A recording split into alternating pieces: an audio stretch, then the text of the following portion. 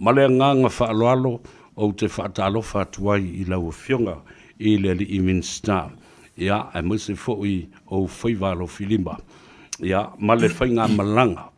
Alo, le sopo malo fōi le tauatai. Ia, e mwese fōi o lau lato I le tai ma le lato I le ea. Le lato I le ala afio maia I le tano ava. Ia, tapa seipu I lau sunga. Lau fionga Honorable Olo Afoa le ataua fiti va ai. Alo le soifua manuia. Ia, I le anganga whaaloalo le ataua o te whaatalo whatuai. I le nei vaenga o le aso. Ma lo fo le soifua malange ma. Ia, whapena foino o whaatalo whatu le maualunga o le tāpua inga se tātua tunu ui. I so o se I tū lava nei la langi o lo maua mai e fo ia se tā whaatalutano ngai le nei vaenga o le aso. Ia, whamalo soifua, malo fo I le whalau manuia. Alo whaftai I lau fionga le Minster le tali whaaloalo fo I le tūlanga o le whaatala ulatu. Ai tātele I se e nisi o vaenga o le. Ia, o mai le soifua maloloina, e mai se fo I le tātou tunuu, a o le I whai malanga I ute. Ia, ma ufonotanga wha Minster I lau fiong. Ia, mea tu le whafsili I lau fionga le ataua ma le whafongafonga fo e le atinu. Lo manuia lava. Ui lava I na mamafa fo ia ngā ruenga o lo o whianga I aimle. Ia unei ma le tautua fo I le tātua tunu. Ia ai o lo o anga leile tua au mai pele malosi. Whaatino ai ia tiute ma whaiva pe o na totofi fo I mātou nei. Malo whaftai. Ale ata a mata mai sa mātou mata atu le te talaina o au wafi e le tise ia sa ta o to mai mawhai ai fo ia se soundinga whaapitoa e whaamanuia ai. Whaapa ia le ngā ruenga, ma whaamanuia le taunu o mai o ia afi. Na tātala noa I le mea le nei I le tausanga na te anei ia whapena fo le amatanga o le nei tausanga. A o lea la ua ta oto mai, ua whaatino ina le miti, e whesoa soani I le taunga tau le suau. Ai maise le tātou tali ngā mālo. Ia, ma le soifua masani o le atunu o le whaunga ina o le tisi sau noa I le mataupule. Whaftai, ia. Tātal no al vai taimi nā o sa iei lava ia le tūlanga whapoleina fo le lewa ul tūlanga. O le lava tā pena o le tātou malusi anga tau e le tise. Le tūlanga fo le asa whapa uina I le tātou tau le tise. Sa iei lava le tūlanga whapea o le atele se mo mianga ma se whaonga ina le tise le malo le tātou tunu I le tūlanga le nā. Ia on whapena rola ia on tāpena iai. E lua la vaenga sa tāpena iai sa tāpena I le tūlanga ngā o le vavel whaonga inga o le tise. Ia matoi tāpena fo I la I le whaamoe moe o le tātou tunu ule le tātou taringa malo. Ia pe o le angangal na sa iai lo le tofa I le komiti whaafoe. Ia mare pūlenga, ia maso vai fo I nā I tausanga o tea. O le a okalong tatoa fi le teimi nā. Le lao pe o no tō mori mauina. Ia o le ua whapi I le tolu ta I lua me kawaki I le awhetasi. Tolu la le ua I tū moa. Ia mare tasi la ua uma ona whapi I le motere se la whai. Ele fole silfia fo ele tunu I se tala fo ele prova ila tala le na fai atu. O le malusi anga o lo o mawhai ona produce ele taimi nei el tato wafila I taimi ngai afi kiso afi vai ma afi sola ia maskako pe avo ele e whakarikari vili ukua ia leipaka. Kusale ma le kolu se fulu lua me kawaki. Le whaonga leanga whaonga mai ai le lua tausanga leanga sau ai le taluai. Le whaonga sa i eisa kusale ma le lua fulu wha, losul wha, me ka waki sa whaonga le tunu. Le vavela le sau a le losul wha kolu se fulu. O le kolu se fulu la le whaonga, kolu se fulu me ka waki le whaonga le tunu, ai kolu se fulu lua le o loo iai kai mingenga whaia si pōlenga le mea ngā wa a o longa overload e kua kai kolu lua. Ea, o pongisaka ko le atau. O ngā langa o ka whaakopikopea kua i loa awhia, ia ma leo o mako karikonga. Ua lava ka penga wa e kolu le i kumua, ua ongo. Longa wingara ua si iaku ia le production na ka kou le kosul valu. Ia alae kols fulu ia me ka wakila ia i le whaonga ale kako kungu. E whorkan kongu ngai i le kaimi o le kako whongkanga. O le a whaia si maua lunga o le whaonga inga o le erkise. Ala kau whai iola uma ea malulu o mōli o mea uma whapenga. E iei arkar kongu o le a ke le lava le whaonga ia uan lava ka penga ka ko malo i vaenga nga.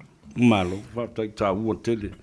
O le mea le lei e toi whaamanatu mai ai le whionga le tōtoli. O le mea le lei sa la whai. Ia po o tūmbua, e le lei fo i sa la whai. Ai whaatai, o wheana, na oka mai ai awhi nei. O awhi sa ka wofofo. Sa su e mai lava ngai quotes fo i e mai atunu o e mawenka ko awhi kaunga whi. Le ala sa oka mai ka ko awhi mai sainga. Ia peifa o ngā kousi fia e se fulu ke se fiku milionga kupe ale kako pulenga le IPC. Ngā whaakau mai e iafi e wha. Ia, sa vea lau ke le i o whaamatalanga fo i sa whai i le kūlanga wei le IPC whaape ua ngau kako IPC. A ko whafonga mai la i al mamalo tātou atunu o e se furu ke se fiku milionga lenga whaakupe la valpulenga. Ia, e le eila se mea ka o se ngau. E pei o le kulanga o iei mai, se ia kulanga fo i lea lenga whaari mai o le ele o le ngau. Ai o le a le koe maua kupe masangi leanga na maua ingo wha ave ese losu pasengi. Ma le wha moe, e pick up mai a le kai me increase ai lunga le demand o le kise. Ia rela ua ngā solo lei e kai mingek. Ia, e le ngakala i le ngā. E alalanga isi whape ua ngau i le pōlenga le IPC. Ai lilo i o lako mangaku. O le mea alofa ngā le IPC ua waku. Ia, maadira. Pe i le avea i ese kupe. Ai whapa lalo le IPC i le kūlanga o le whakau winga o le iungi ke voi le whakau me le tunu o le IPC. Whikala i le kupe paunga o se kupe pe se stimulus package a le EPC po ka ko malovo. Wa vaku kua malu le tino. O le tele o teimi o whanutanga fo, le mwhela fo inga i tono le parlemene na o le tūla i ei lava fo i lea o le sui o le HRPP mai sa matau ma whale la tai leanga o ia le sa va ia le EPC ma le malusi anga wha ele tisi le nawai tau.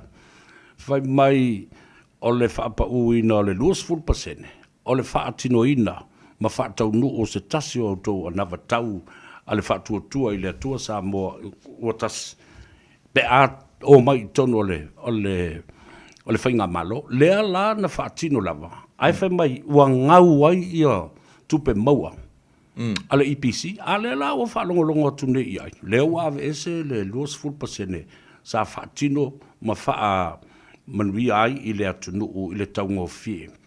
A lea la e wawa e tu nei. O le pick up lava e tele isi tupe ma mea le lei. Ua maua e le tātou matanga luenga le malu si anga wha eltisa. Sa o lele sa unoanga le ataua. O folfolanga lava ma manu lauti al tātou whainga malo sa ta uatun ma malo le atu nuu. Lea lavanga whaatino. E mafua la o ngā whaia le whaasalaunga lea ma kulanga ia. O ngā o sā mākou kilo mai tutonu malo i le mea kakaunga whai. Ea, e mankua fo i wa fiesu kausanga i le i whaapea ua ieise fiso soangi po se mea ka o se mea alofa whaapea ngā a le IPC. E ieia kungu ue whaakingoa le vaenga ngā. Pe o ngā kau maua mai engi la ngona o le kako whai ngā malo. E whai foi. ma ave ia ngai mea whapenga i customers. Ia. Ie o loo whaipisingisi whaakasi maraka ko pūlenga. Ia leang whakaungu. Ia, pealanga o whai ako ai, ele o se kupe ngau. A o le kupe, o whamea lofa i kua e kako IPC, por kako whai ngā malo. Ia le lau koe kilo ako. Ia alenga kua umangeango o kalango aku sa vea, ma le whaafonga le atunu. Wha a kupe lava le IPC e le se kupe ngā amai ko kongo le kako kako Ministry of Finance. Le sifuru ke sifiku milionga le. Ngā mai ai kupe ale IPC. Le wha kaua kua ia fia. Mai e mōre kei minge isa vea langa loo kakala ngoa i mo meo o le IPC. A laua a makanga whaakingo ia kako solar farms. Ia o kei rope ke koe malanga ku sa mōre kei minge i laua wha solo mai le ia le sifo company solar. Anga inga i le kua oi masaka puala. La fia anga sa te puala. Mai wei swinga sa vea o le mele o lako ngei whaima o se mea fo i sa whaatara no ina le tātou whainga malo. O le a seki le threshold o le tariff po le kau o le erikise. E le ka kau o se kampangi o ngā siri a kuilunga sa ngā kau. Langa mankua fo i lenka kalangoa mua le ataua. O makea kokong. E la i kiki le kau e whaakau e le IPC i le kangaka le erikise. Ai mauru ngā le kau e whaakau mai le IPC i kampangi nge. E sa e kampangi sa aiva iwa sengi. Whaakau mai le IPC langa pao le iwa iwa sengi. A kango le IPC sell le pao i le kangaka. Po olo a inga. I le onga sukor sengi. O ila le ngau kere o le si mea lai lunga. O ngā karangolola ia ma whaiwhai ungar kako kāpeneta. Fixed. Le ai, o le a seki me awalavangi ko siri lunga, le ala e seki i le fasu lima sengi. A iai le kampangi e rua koe le maria i ne mea ngā, ia, le avangoa le awalavakua, le sava vali ai. Pekai le ataua ma le whaafonga le atunu. Masalo po ua 5 kampangi ua akungei. Whakau le mesa, lewa kaunga whai. Ua akungei. E whakau mai le lako erikise i le IPC, le fast food lua senge, fast food kor senge. Se vai. Ilo le iwa suru iwa senge, fiku suru mangupu senge sa iai. Lea la e whakau e le IPC, le pao i kangaka. I le malu le tunu. I le 5 suru lua senge. A fua mai la le fast food lua senge, fast food whaama 5 suru lua. Ke le ape mawar sur senge le IPC. Por kako malo. I le yungi ke kasi. Ia nga square ai fo ila i or kako IPC. A o ta iei pe i afi, ele tise, solar, windmills, ma le tūlanga fo i o le tau o le unite o le ele tise. Awa o le fo i na whaama ite ai tono le pale mene ma sau no tulepa. O nisi o company nei a fia ila o fio. Ma o le ala le na o lea lai o le whapea e mate. Po o e invest a o ini au share i tonu. O feo o ele mata upuna e whatu o le lafo. O la e maini wha mau mongo me nei. Ei. Ia. Ia. O anu la vai le process ale parlemene. I le talia fo i o ngā wha mau mongo. Ia ai o ke karikongu lava. O langa ke sira fia le leila varko langa i le whao ngā inga o kua ngai. E ko leia ku kokongu i le whainga o project ia. Ia mai rea ia se mea foi lea mai la e whaafonga foi lea tunu. Wa umango o whai aku iai. O lai au mai se wha mau nginga po i kako ofisa foi le MCO le skala ia shares. O au mai po pipi ele ngo o loilunga. Ja, e mamuso e o wai reiro pula mea mai. A le laki foi o le wha malosi o se tula whono. Ia, po o se polo inga le fionga le whonga fitalai. Se manua tasi foi le nā mea tautau ai whango o sesi. Walaki. I la ukau wa ai aku i le fionga foi le whonga fitalai. Ua kere al swinga. Pea la ua makua a vea lo Yesu e a vea maunga ali i maunga whaola. Ua makua kerisi yango mau yo i la pale whong whekarai. Au te iloa. O te tali tonu lava i tiu te mawhaiva whai o le whionga le whong whtalai e to te lo lau whasa le lau male au ngutu pua i e lau atu tu lau lau whionga i le Minister. Ai, o se whong whtalai tu wamanoa, mai e ata mai, te lero na anga waa, e a fo i e wha toa ma lie ai i a le whono.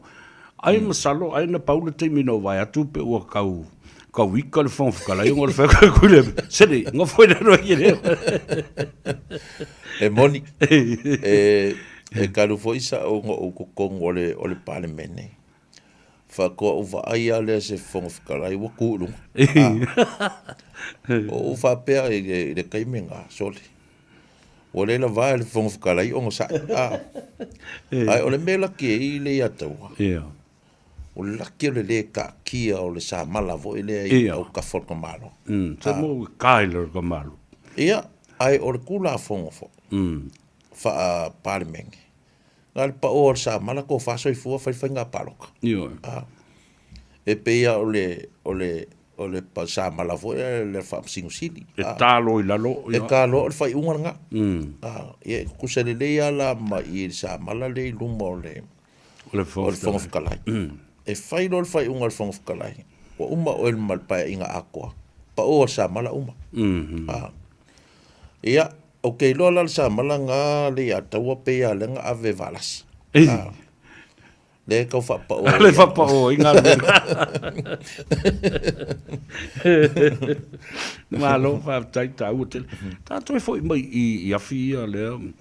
O lona winga o le sau le awhi. Mai ai te tonu le built-in transformer, fwoi le regulator ia le intake o le. Ma le output o unite nei. Pe e separate e tauna iai e transformer lea mea ma lea mea e tau mawhai ona regulator le. Ese lava ese lava ia ko ranga foi o ka ko transformers lai iai. Ese mai marika ko afi.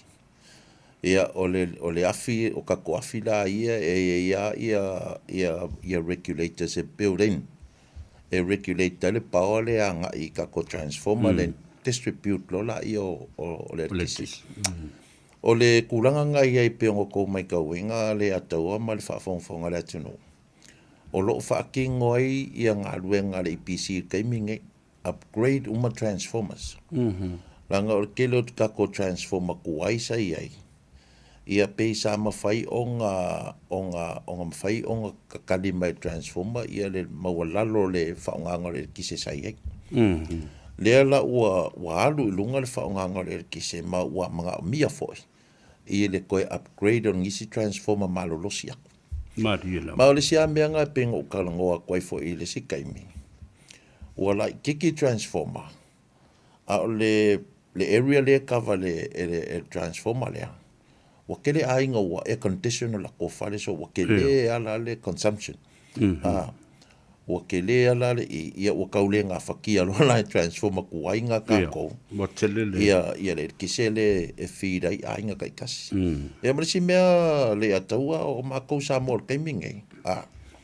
Wale ko silsila ko pusai fo se umula sa. Fai me ai tono mo. Wa halu ai konga mako o nga umuwila. Ya nga foi aka ngo fielo le ma affordable le kisi o le mea ngai o i mako. Ya, o le si a inga wa kofu mama sinka mea. Foa ia ku fo e alo mawhanau ma a inga nge New Zealand ma isi a kungu. Kasi nga vaenga e ka kela ko ika si a inga. Ya, wa yele masinka mea yele dryer alarm a asale la. Ya iringa o mea whapenga a luke wakura maua o isi a inga. Ia le na haftai o le maua tala o solo mawia lo tātua tunu. Te vanga nā ia lau wō. Ia lau wō wa sau lunga al Porokalambea le si au nguku vale ia mai Sydney. E mai al tō ina wai pepese e a maleala. O le matua i taunga tā o le soifuanga le mea lau iai. O le a ai si a inga. Te whafafonga i le mele la umai nei whafo. O le matua. O la sau sila lewa e whafafonga. O le whafafonga mai le tunu e le ani me whape o kula i meo. Ia e moni. E pe o le vaai ai ngā ma upu whapolkiki ngā. Ia au ke le lava le swinga mai e le o se mea fo i e mawhai o ngā kako controllinga ia mo meo o loa e waku kongo o le atunu. Ia ai mese lava ia vaila le kaime ngai o le ai si ia ku le kaua sua o i fafo. Ia. Si i maka koko kongo. Ai lai ka o fiofi lava ka ko whainga malo kaua soifuanga i lalo. Ia. E re pe o le mea, o le upamongi asa vea i lo koe o mangengi usina. Koe kaunga ka lava o kongi. Ia, sa. Kaunga ka. Nesese. Fua kula i a kako Samoa. E re ai. O lai feo lolo kako. A ola kilo ngā i a e peifo al me voe e kam whai ia le fionga le mista pa e voi lea o fionga ia lauti. Ia. O whanga u moa, whanga u poa. O ke le ia sosoangi ngā mea. Ia pe o le ngā fo i ua uwa ai ua ke le ala a inga sa moa uwa ai aku i le mea ngā o whanga moa matulanga wa pena. Ia o le si 5 kausanga ua le koe o si o i se tau mawha. Ia. Ona o manatu le ia i o tangata nei. O le whata o tonga mai o poloketi ngei ia mātina e foi. Tau la mua ele minsta o whatoanga ma whainga whaiva ma lafu manu ma vau matua. I le whape e roll out to lo le porkaramele nei ia ona tu fua lo le o motaia. Wala popo amo. Ele pe o tunu i whafu. Naska ma i moa e umaronga kui ngei ai rea so. Ai rea so tōna. O whewheke le kingo le moa. E meo scientific fo le fai e ia lato mea fo ia a isi atu nuu ma scientific research. Ai, o la utala lava lea e fai i le tātou wha mamafa i a tātou watina i a lava tau mafa e tuu i le atu nuu whapena fo i ma tau mafa e au mai i fafo. Lea na tātala ndoa nei, sa e malanga i Malaysia e au mai se vaa e mawhai o nā whea tutuila ma manua. Ono le o tele le o loa, o lo o alua ngā i o tātou motu tua. O i sau no ele, il mata au pulea. Ia, o le tūlanga ngā o le whainga malanga le ua mātou a whea mai fo i o malanga i ani sila nei. E na ua pāsia fo i se tālo sanga fo i kako company va ai le whionga le tamaita i pāmia ma le kāpeneta. O kaunga koe whaakau se si ka kova. E le tūlanga la lea o le whainga pisingisi lea ka kou, toke lau, ia ma le au vanga le Cook Island. Ia. Ia, o lea la ua ui ma kua o loa ngi vaenga ia i Samoa. Kasi ngā kupe kere le ua mauange tatu otunu. Mai e mga o mia lava le ka kou lava ka penga i lea fwoi pisingisi. Ngā dila. Ele ngata foi na. Ia e mese ala vali ia kako moku yuso kukuila. Ele kako o nganga le whakingo mo lako inga i mawhai o ngā whela ua ia lako o loa. Ia o lako masingi e whakingo inga ruenga i manua. Ia o mea ngā ngai e au mai ia le vaale so soangi kako fotu kuaila iai. O ngā kako vaanga le fotu. Ia ua lama whaai longa ia fo iso i fua. O le vasi vaai lang tau kua. La lai kaimingei o lai lisi ngai kukuila ka ko vaanga. Ia o le lai ko mwhai e vavea kunga vaku se ka ko vaale so soangi. E le whai o le whera ua inga o loa wha pisingisi lea maisi a kungu ngei. Ia arka mawhai e whaonga i o le vau polu masavai. Mali ila. E lei foi leo ka kalangoa i le whaalea o ngā o iei lavangi se o whai ki o foi lea ma whangau le mali e le service lai e le kaiminga i a kākou. Ia o le mea mongi lava le ataua o lo whaale kongur kākou le di Samoa. Ia o whai fo inga o minga whao ngā si vaale ngā mai le malolo. O le ala ua mai koe service koe ku whaafou o maafinga. ia ko e vaku foi la ia ko e alu le a ko le sis ful kausang ia pe o le kulanga nga o ia fufuanga fo ia ale pulenga mal mako foi mkanga le malo ai itele ia lu malanga sa ia se fa la vela vena tula mai na afia se tasi fo ia malona soifua ele maenga o le malusi anga fa ele tise fa matana mafu se ana tupu le me po foi pe se su enga ia pe sa ia ini mata o sa ia se me ana le ona fa tino po le tape atoa o le malusi anga fa ele tise o fa tino nga luenga na yuso ne la se sa no lo fionga le minsta wa o la mutanga luenga le ia faftai o le memoni lava le ataua ma le whaafongafonga le atunu ua mautu uma ia le procedure fo i lea le whainga o safety procedures a le tātou pulenga IPC ka kauanga tik uma i le waenga uma le o whakasi o le team au ololanga whaakingo se ngā luenga i se pōmōli pa e mese la mea ngā ia o ngā tik lo lea maukingo o laua i ilo fuspa low safety belt. Mau ke ngoa wai aru malau mika koe mika ilu ngore wai po o pe ma mea whapenga. Ia, pekai, o le uso po le atari i fo i le anga kula i mai le whaalave lave. O le makua he's a well-experienced electrician. Lava longa to mai le mea nei.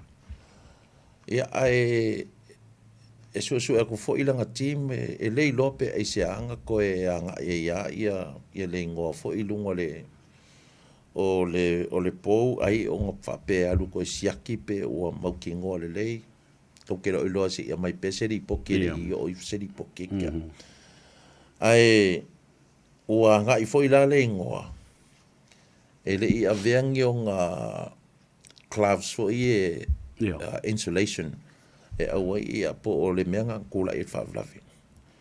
Se vea o ngia a mese lava mea kau erkise.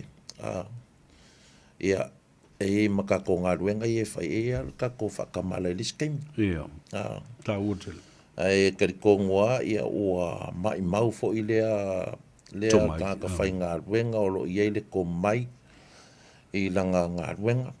Ia ai o kariko a whaia o le kūlanga le wai ia ka arsia o loo sa o onga le ai fo i le si au vaenga le i le uso fo pole akali i ua whailangi langa ia le kūlanga o langa kaukua ma kūlanga whapenga ia ai iai lava le whakamala ia kākou le si kaimi pe a whapeu kākou loa ua kākou lavalo kākou loa i le anga ruenga ma le anga ruenga Ma dia la wa ole aso na fisa o ngalue fo imba toi fa manatu le tunu.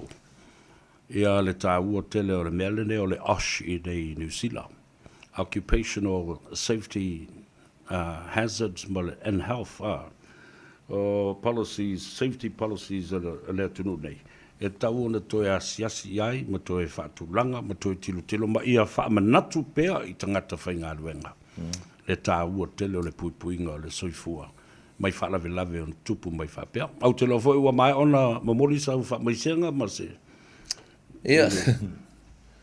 O te lolavo le tūlanga na le ataua ina ua o maua le whamatalanga i le tai awa na. Ia. Sa o mga kua o lo kaimi ngei o ngā o a ua kai o ngā ruenga. Ia e kaunga whaisa upu. Ia wafo ia le tapo inga ainga na lua ma le faltua ia manai o la halo. E se whainga o le mea lea o le anga i mei inga e whainga ruenga ai wale koe o kurwhale o ngā o le tūlanga o le whakingo ngā sankaukua. Ia, e vi e fwele li wa whailangi ia le wholaunga fo ia le usopo o le atari. A ua makua mau kokongu, masila fia umare pūlenga marka ko malo. Langa kaukua wha maongi sa wha kingo le i more malo. Ia, malunga kungu. Ngā lira. I matanga ruenga nei risky tele ia wale le nana fia fesili al mata. Upule pe encourage ia ma whaamalo si au ia le pulenga i le awhainga luenga e te tau o na whaia ni a lātou insurance e pui pui ai i lātou wa tātou te leiloa le mea o ta oto e le whaatamala o le tangata. Ia po le wha le tonu fo i ana o mai le oti po ni manu anga fo i le whaatino i o le ngā luenga. O lo iai i o lo entitled umala ko i risk allowance. Whapitoa ngā mo le whaingola ko ngā luenga langa e kakaua o ngā whaile kulanga ngā. Ia, e le ngakara i kukongu lava o le EPC wa e whaia trainings o ia le EPC le kele o kaimi ma ko e refresh la ko ngā luenga. E le whakingonga o la ko ngā luenga. Ia, a o lo iai foi ia le ACC la ko ia. O lo iai le kulanga fo le whamangianga. A se ka whainga luenga e kula i mei se me whapea. Ia o kulanga ngā o lea lava ia ngā iei e ka ko whainga malo e koe keu ma koe sira ko ama review inga i maukingoa e kala whea ngai whamangianga ale au whainga luenga i kulanga whapea. Mano, whapea. Tā ua tele. No mata tu i yatana pu e mai le drone. I le awala mata tu i whale ata e taua i o i whaastose i o le malai valele. I le mātango fia le tulanga o iai ia le whaatinoina o le tātou tā se i o le malai valele. Ia le ngata fo le nā, o le o te papa ai atu nei. Wa tele isi ati na ele na wa whaatu le malai valele, matala atu le malai valele anga i atu i oi. I le wafu ia whapea fo i isi whale talimbalo, ia ma le McDonald's nau te wawa atu le a whaatu le i le afu i le malai valele. Sei sao no i nai ni ati nai a le lo loma le fono le a tātou. O le vai aso fau. E te tala alo ia i nairi i ar tako a ki ngā e ngā kako awala. Le anga ia ku ngaka mai o kako mlai valele.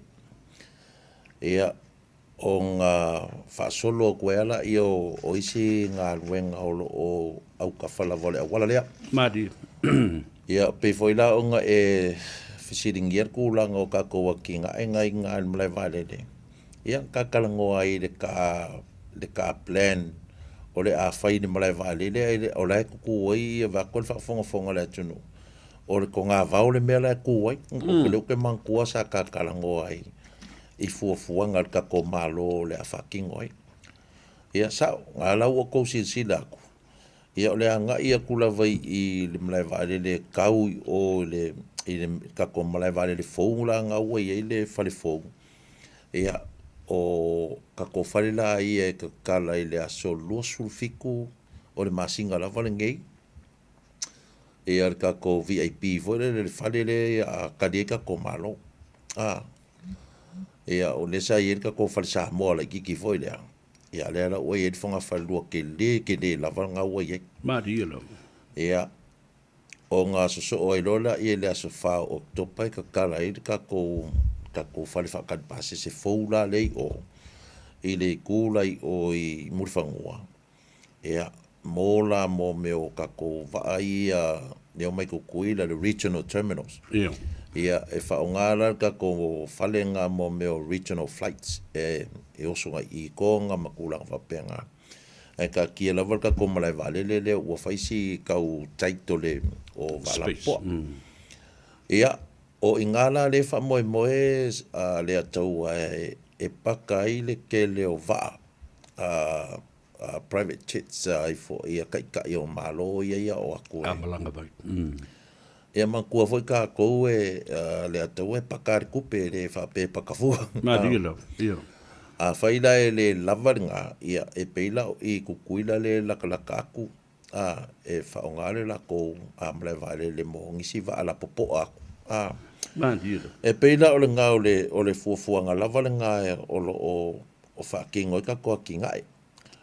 Ia, e sa o peia o le vai aso fau, e la lea e whaile groundbreaking a le McDonald's. Ia, o ngā whaakingo i lea, au ka whai o le awala le waku in mele lo o ien malai wale le keimingi e kau o in malai ka polo hoi lea. na ua makafau uma kua pisingisi o rental cars. Ia o isi mea o isi o whare kofe ngai ai. Ia o leo ke whaalongo ko fo le playground o ngā fia whai inga. Ma o le alu wako ale ka ko footpath i rumai ngai kau o lunga lai whasimaki e ngai so o malmalai ka polo. Ia o ngā le ia whau mai ei ia le o taula sko inga o le malu. Reality. Ia la fo i lau whaasolo la ko ngā luenga. Ia pe o fufuanga ngā le atau o lo o whakakia nge ia ka ko whainga malo. O lono winga, o se tasi lea vaenga o le fontanga lea tātou o malo o le taupulenga.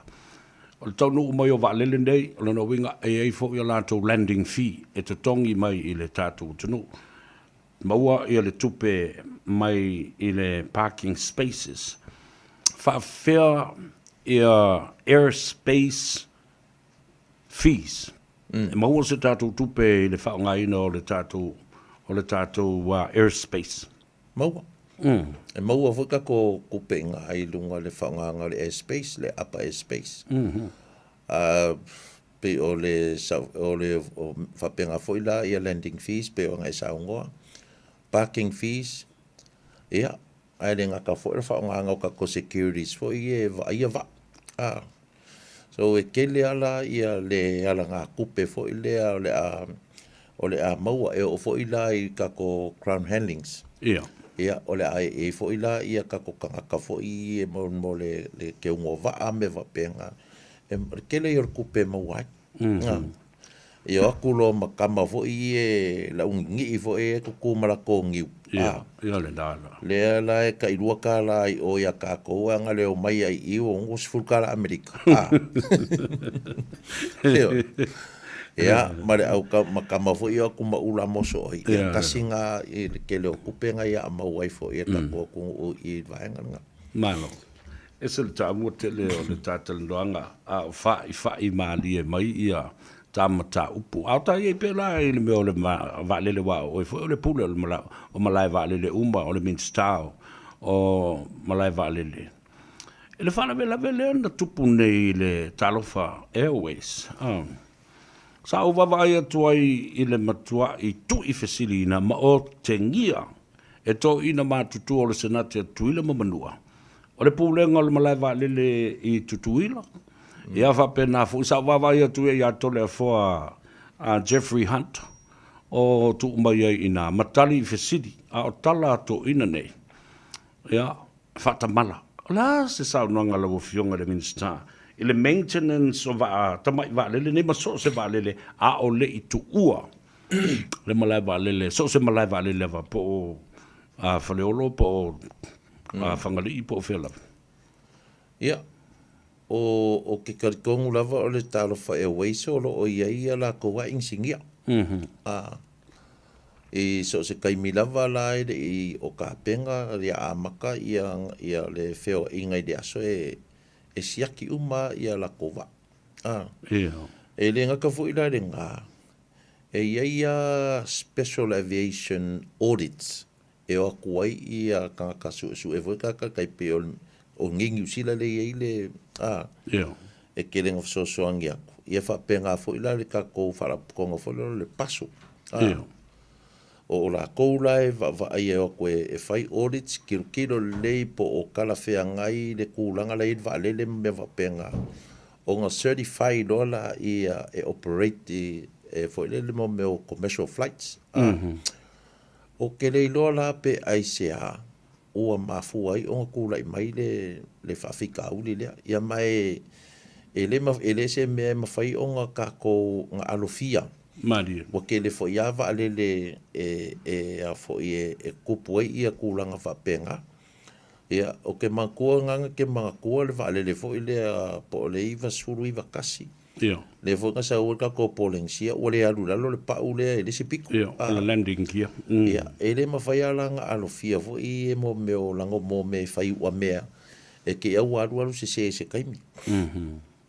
Ia whakoa o va ai i le kūlanga o su enga i a senate i le makaupu. Ai ua whaapele I o le whakamala o le a fo I o le fui mu. Ia. Kukuila le oiloa la wai o le valele.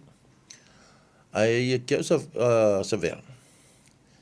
O le process po o le whaakakianga leanga whai se maalienga mai le sifuru lima maung kupu kausanga karuai. Leanga au mai le controlling o le airport kukuila ia ka kou whaleolo. Ia.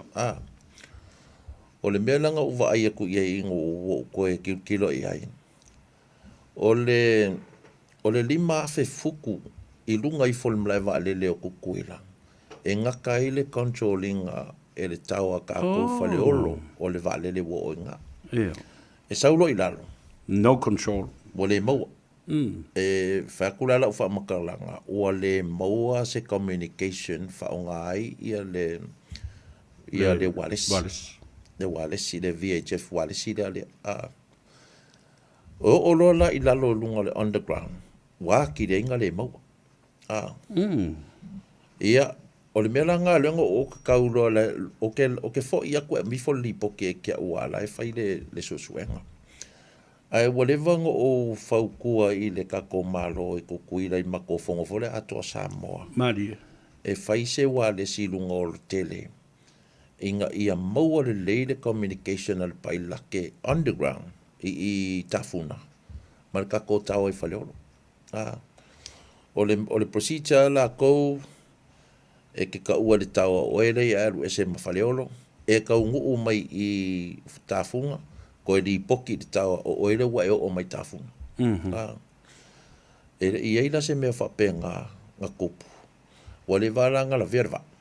Po o kūlanga lenga ia. Ala e nofo Wale iloa, langa e le mawhainga communicate, wale mawhainga onga koe communicate, wale maua le Wallace. Ai la u whanongo tu I la wali ia. Ua pe o tau tu wa I le pailate. I le communicator tu ma I lato. Ale na sao no le pailate. The best thing he could do because of them fires and communication was sort of ingalea. Is shut down all the engines and every electric, supply o le valele. Ma avelo off tangata I faf. E pe lai fōringa mai, o le taula lafi mai la wali ia o le pulenga o le malai valele I tāfuna. Ile action po le mela na whaine ele avalele. Whai mai o le bene sa umau aku whapea e umaloa le lima afe fuku le lunga ifa.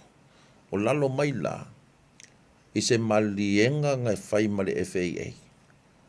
E kuulola I e fui mua la kou ke monitor inga wa aia wa landi lalo on the runway. O ngā wha mau mawhau. E makua le whikauia o lea mea. O le monitor e le fui mua o le valele le o se ngā luenga ngā le al fui mu. O le ngā luenga ngā le air traffic controller. Ai onga la le o le se le taua I tafuna I konkukuila. O le lai whai mai e whaleolo le kūranga ngā.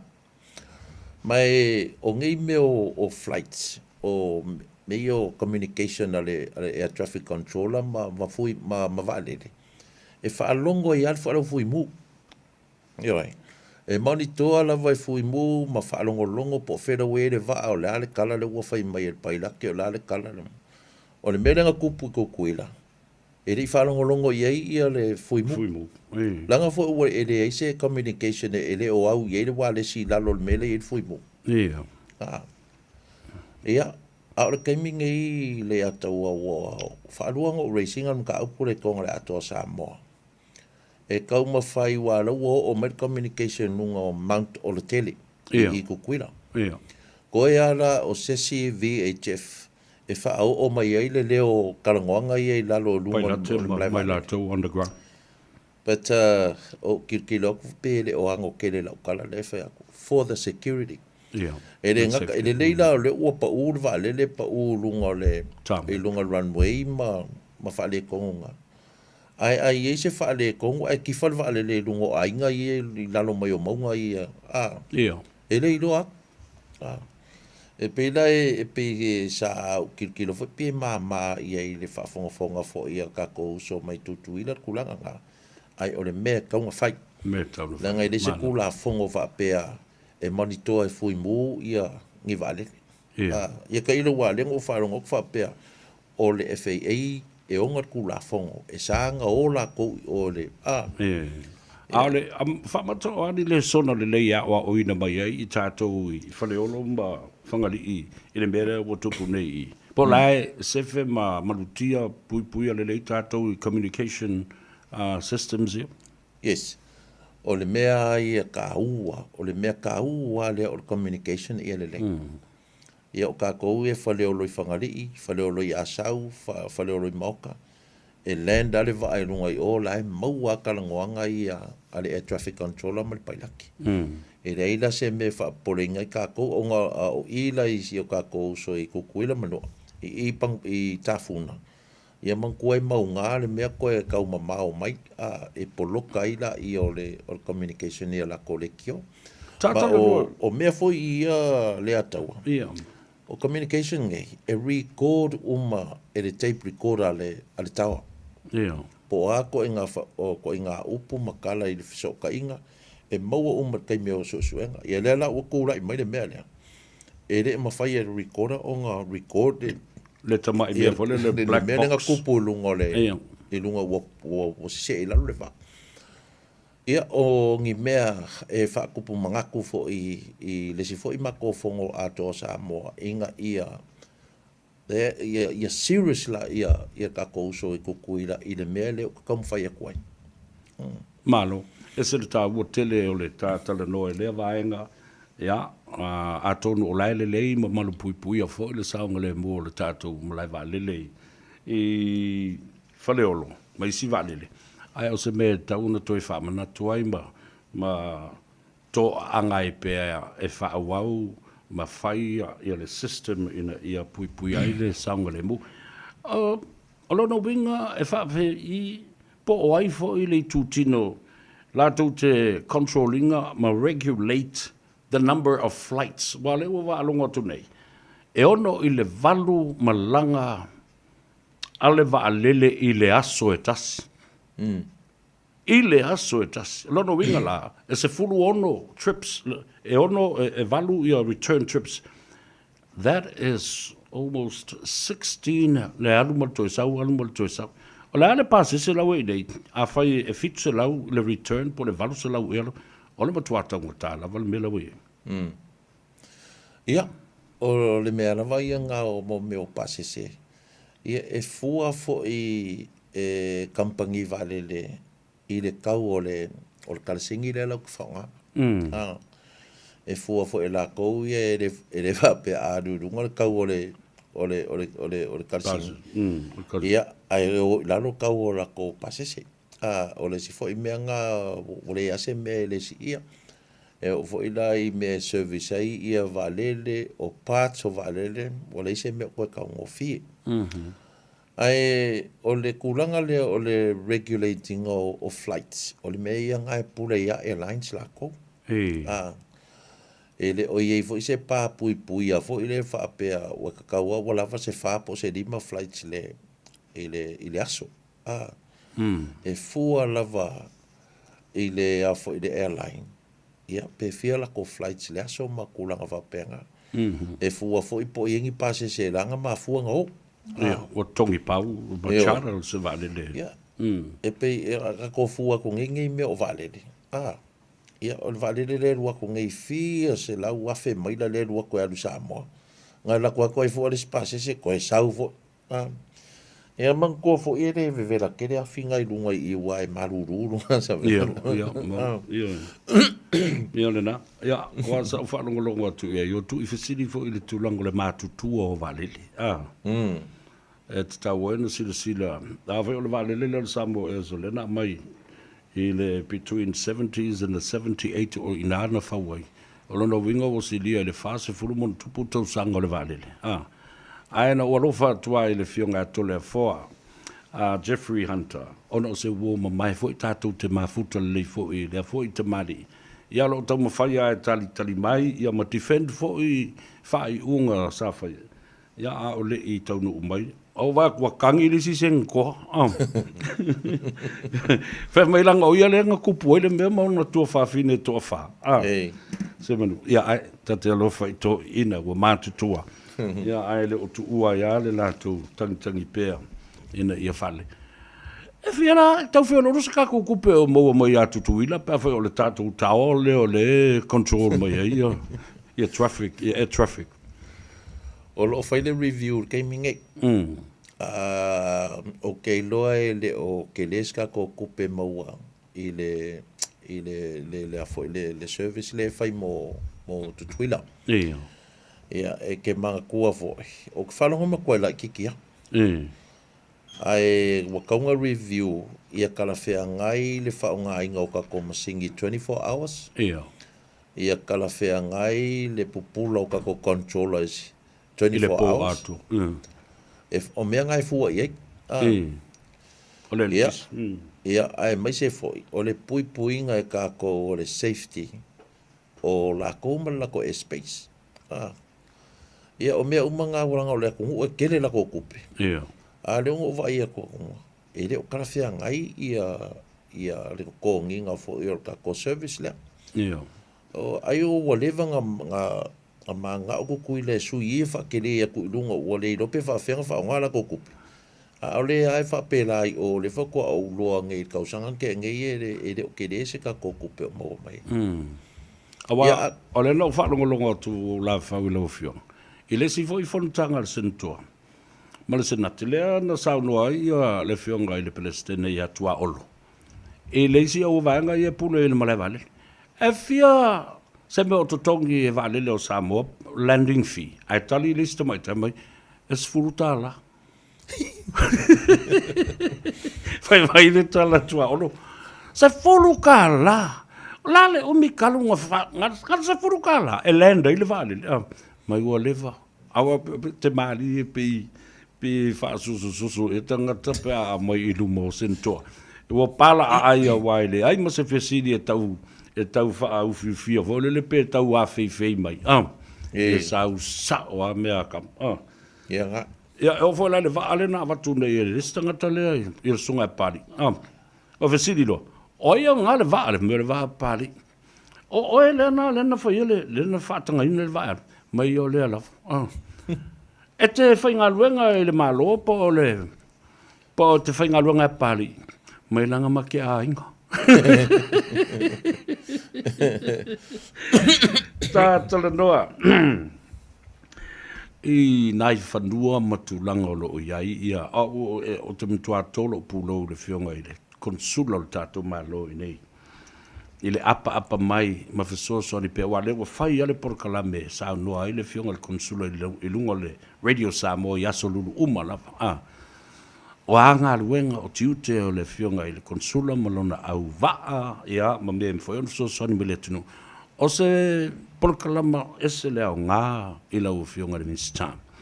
Ua sila fia I foi ma le wha o ngā ina foi lao le Malta Samoa I le wha mama a venga I le tau o me whaia anu uma a inga ma wha la putputonga a leo te maitawina I lau tu o lalo. O le whanua lea o lo iai nei mangele a le malo. Oka se whanua. Lea sau tantununga. I se isi ao ngae ma whai o na whaatino I lunga. Po se isi atina e fo I le whanua lea o le malo o lo I mangele. Ia whaftai o le nganga whaftai lava e muanga momori le whionga I le konsula. Lia lava. E le tūlanga fo I lea o le whaatinonga fo I o longa tiute tau ave whaakonsula. Le la ua maua I fo I le tūlanga o fisosoani le atunu. I le whaonga aina o facilities ia ka ko kungu ia por ka ko fale lea, fale tele lea. O le mea mo I lava, o le fale lea, ngā whai mō le atunu. Madilo. E kusa pere ko ngia. O le fale nga whai mo le atunu ua waa ia ngi wha moe nga fo I lea. A lea la ua maanga ia. Masalo po I fo I po wha pena se tō wha fo I po se fina ngalo le whionga le konsula. Maria la. E le to ina leo to ina o awhemata. Ia.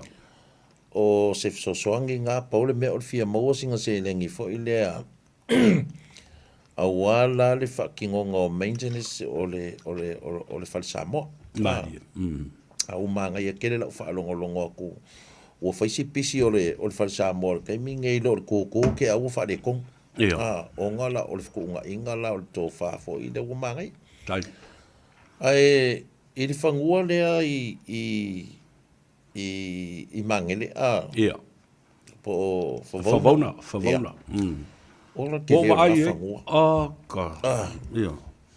ae sa makalakalagoa faasamasamagoa foi a ma le konsula ia ma le fioga le konsula ia ga ave asia o kuʻalalo ia i lagafioga fakuʻai a se magaia ae keu faalelei ia le fagua la ae fai ai se flea market a Samoa galakua lea o le kagaka foi kai pe o flea market si e fai galakua faakulaga laga ia faleʻie ae kogikogi foi le gai poloka faakulaga faleʻie faakauaga koko Samoa waku lesi faakuaga faleʻie faakauaga ula Samoa mo mea kaulima fa Samoa e kau foi gai ai gā ma le amaisaʻo aka ko containers o kako freight ia mo kako kalo ma kako mea faapega au maisaʻo aave iai o ia o uma laʻi ai kaka Samoa o ia maua uma iā mea ia magaomia a ia seʻi faaogā le fagua ma maua isi gaselega afai foʻi i le mea lagā e lē kaikai aʻu ma le fagua kakala i le ausokoga o gisi ia kuguʻu foʻi e o ifa foʻi lakou fai lakou flea market ki le sipiko e agaʻi uma kuala kaka pasifika o i maua uma ia so se mea le suʻe le faaogā i le kakou ia le kakou fagua e pe o gai kuʻalaloaga e ave iai oga o le faaogāiga ma le suʻegogi kupe ma le fesoasoagi i le mamalo le atunuu e lē kauō ai saʻili solo mai ia isi faloloa po fe mea mau ai lea mea Samoa ma lea mea Samoa ai o le aikia gaga o kumumusu ia i lagafioga ia akogu o mafaufau akili iai ia le afioga le liʻi konsula le gavaega ia ma e pule lava ia le afioga le konsula i lagagaluega igei galapia gagoa ave foʻi le faafaukuaga ia ai le faiaʻi ia soʻulagoga i le gamea malo e se le taua auā o Samoa saʻili malo mai o le taeao foʻi lenei o le konsula lea i le afio mai o le tama le malo ma le alo afemata o le alo tunumafano o le matautia e taunuu mai tonu ai le vevela o le mataupu le citizen New Zealand o tagata Samoa le foi la o lo fesoasoani mai pea ma tumai lona tauau faaogāina foʻi le maota i le taimi e potopoto ai ia le tafatolu lei o le saʻiliga malo o le vaega so faatasi o faafeagaiga o ekalesia o le pifala po le Pacific Leaders Forum taeao o faiva o taeao po taeao faiva ia ma le fono faufautua a Samoa le foi la ua e saunoa le mataupu lea ele i leva atu nei na faatuuina ma faavaina ai le mea taʻu o le Samoa Business Chambers le ua toititi a 20 ia pisinisi Samoa o lea ua iai tonu o le faalaputoga lenei manai o tele le mea lea te saunoa i le faaogāina and utilizing this piece of land e faimatoʻaiga e o iai i se maketi faatau mai mea Samoa taunuu mai containers o ie pa u iai e o mai le o fai pisinisi Samoa e faatau atu ai a latou wholesale prices mo me faapena a foʻi atu foʻi la container nei i Samoa ua uma ona fuʻe i nei e alu atu ai ia le aniani e lē foʻi fu atu le container i Samoa o se o te fiafia e promote nei mea ona loo galalue faatasi foʻi ma le konsula ma le fioga i le komisino fe faatauaʻiga ina ia fesoasoani e faamautū le tatou export authority le o loo taumafai ai ia lautou kapeneta ma le suga le lauli a le maliatoa taua tele tasee mai loe le mataupu mulimuli tatalanoa i le mea taʻu o le taʻitaʻiga e le toe po se lilo e lau faafofoga o le tūlanga wo o ia i le uni laka pi a le tātou o tunu. Ngau tū, ngau a ano, ngau a ato o le lose tu ai ngau. Fesidi o ai tangata i o lo tū le foe. Le whainga malo sa iai mua. Ya, o le fesidi foe. O ai tangata sa iai. Sa noa walanga o le toi ino o lau woma mai. Tātala noa about leadership style. O la le mea le feiolo i le mea lea. O ke lo lava a lea taua ma le whaafasili. O le ngā konga wa e sau ngoa mai ai. Ke le wha le konga o le kūlanga kau leadership. O lea e whaafoe ai le kako yungi la kapi. O le mea mongi a ia a lea taua. Se wo kakau maa kakalangoa i ai. Ia. Ele o se mea fo ile la uva va ia ku fo ile le pi mga ku mama ia ia kai fongo malanga komiki fa foi ai o wa ia as a citizen of Samoa o wa se miskal kapinga ko ida ngonga lo masi asi dem ka ma wale o se maka upu fo ile e kaunga nga ko kongol ka ko lo ko fale Samoa Ia. Walo ngonga le lalo langi ngai makau. Ia kia ua ia sa vea e ka kei loa lavo wha le kongu la ka kai ka inga. O ngā ka pule loa le loko loko. Ai meise o le kei miringai. O lea ua iei mau whailonga. O le leadership a le awhionga. Ia kakarangosa. Ia. E kūlanga i o le susunga i atu da epa o lea e anga i ei le ke leo whaikionga ngai. Sia uo. Ia. E le kūlanga o le kai whono, le e kūla i mei le whale kong. Ia, pe o lau kala fo i sa whai i le si fo i vaenga. O ka ika ia ka ke e measure le leo la ka inga i la ka ngaruenga whakingi. E meisa la ka inga i la ka performance.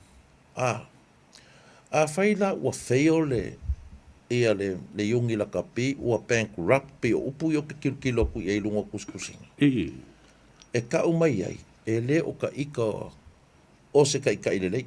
Ka umai ai, o le susunga kulou, o le upu ko i e kia u le sunga tula epa. E le o ia o se ka ika i le lei. Mau whailonga ngai. Ka umaku ngei paloka. Whaia inga, makua whaia inga la wale cha pipi i langa ka inga. Paloka lights. Ala lights. ke vai ngei. E musu ia sia uo e aru ese mal ka inga mafua inga wheo le cha pipi. Lea foi la uo o mai i le yungi la kapi. O lea foi e musu e aru ese pa ua makua wheo. Feel very bad. O le mea aia, e le onge la au Samoa. Nā lira. Ke le ia ngisi fo'i, e le leingi ai kia fou, mangi mangaku fou, e koe fau mai ai le mea ufale kong. Ia. O le mea la i la uaku o lalo i ai fo'i sia uo, a whaafonga pai wa sia makalangoa. E ikalo e kia ule whika ngoa mai kia. Pule le loko. Wha maamulu le ea le yungi la kapi wa kako maka ngā whakas. Wa kako maka ngā whakas. Ke le angi si e olo o anga waa e ku iai. Ai wha se kua ngaru mai. Sa ue whai mapor kiki. E ai la le kūlanga pe o ngā whaalongo aku, ngā whaapere ma malu le tunu u.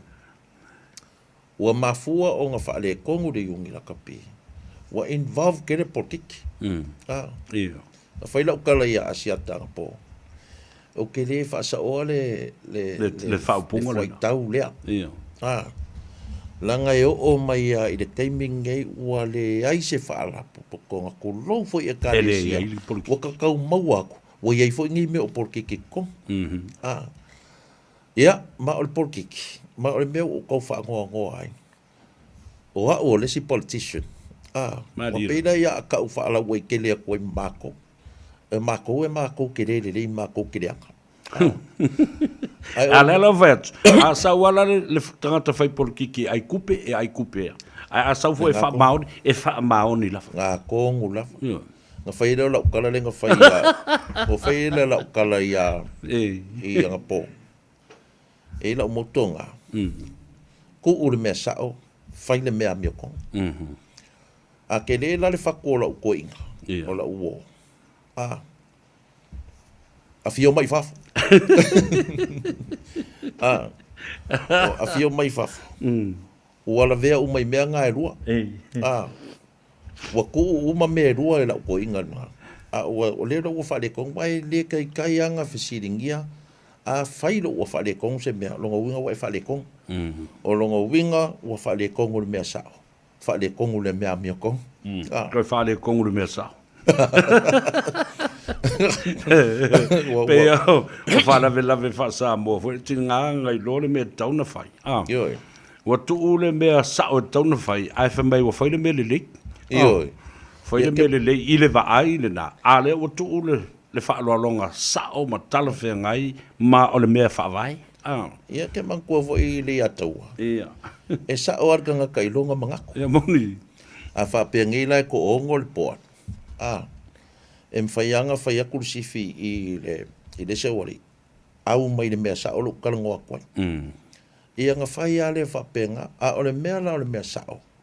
E mawhainga e kango whasese le mea sao. A o le sao fo, e alu alu wase se le kaimi, sese kaimi. A o le mea mio kongo le ataua. E le kakauanga e alope ke la fielanga o le silfanga ma le silfanga le akua le kilo mai a o e malau whai unga whai. Moni. O le ala e o mangai al kapo kala mele le atau. Vali lo. Stui. Ai alofa le ungi la kapi, alofa mai a mako o mako mama. A fio mai ka fa ka por ki. Ku ula kapi ka mai ke fai. Ai fa fonga la sin mudi ale tata walunga ilo. E te tali tonu ila o psychology le ia nei my philosophy. Fa pea tu le epa. Na ona ia le pule mea, ai o te talitonu tu le epa has been used as well. I tangata suis fono uma ia la tau te lipoina mali o li o le toina. Nea fo ina la tau toso mal toina i tonu. Langa o le sa no fo le atu pa tupe, the public purse le atu no. Ma fa pea, kako ke le koe mingoila so inkupe no other new fundraising or any new money or whatsoever.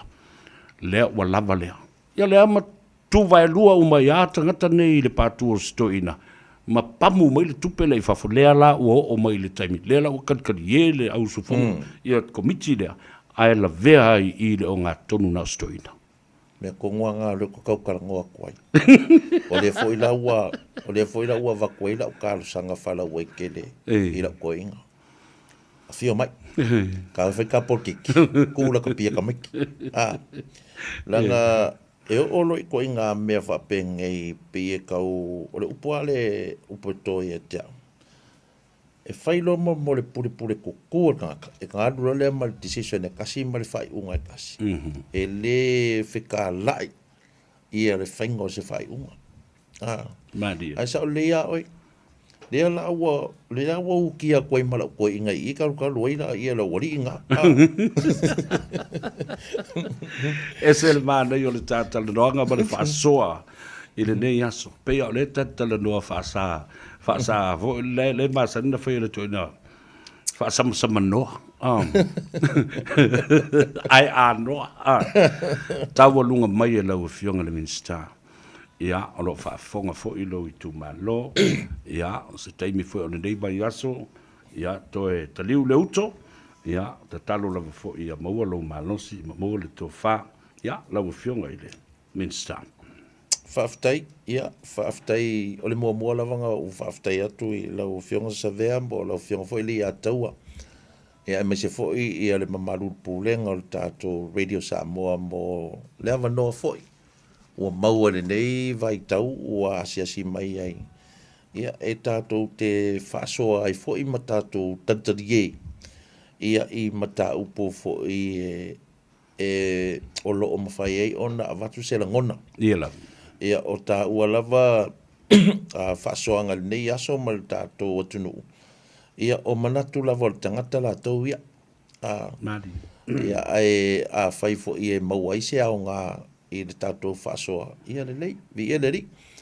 Ai a whapea fo i o a whaale tonu pe le lei le whaasoa o le tau tamari i fo i lau whaafonga sa mo e le nei vaenga le aso. Ia toi whaafo i mai ia olo le nei se upu o sala. Ia. Ia o le nei vaenga le aso le ataua. Whaafrike le fo i lau o fionga mo le tau tuaina o le mamalu le tātou atunu o e tauala atu i le tāno awa malau polo kalame. Tai. Whaaftai fo i le tāpua inga Samoa, malo whaaftai le onsai. Ia, tautonu lava o maulunga lea o ina o le masina, maua pia le malosi. Inge ia kungu o malulu, o koenga o mai kai oso ka atu. Ia. Malulu kele ko wakua. Ia, e ka ko kapenga i le aso sapaki, el ngei, ia, manguia le sapati, manguia fo i a malolongo le nea fiafi. Ia, sau se kaimika ko wha mawae le ataua. Tai. Ia, maua fo le tō wha, maua se whina ngalo o wale tautua ino le atunu ui lunga o le ala leo le tano, ava ma le Radio Samoa.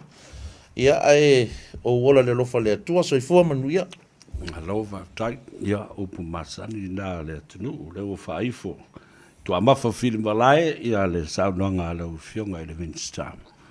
Ia, mātou te talo fo i le nā. Ia manuia o whaiva. Tai. Ia safe fo i ni u o le tau whasoa ia Samoa ma le pale mene i lewa i aso. Ang fua o le atoi usufono ai i le mauta i te whau. Ia, nga leile atua. Whafolo le soifua tautua, ma le soifua nga lue. Manuia le whainga malanga. Tā te whailo i pea ai whasoifua ia mai a manuia.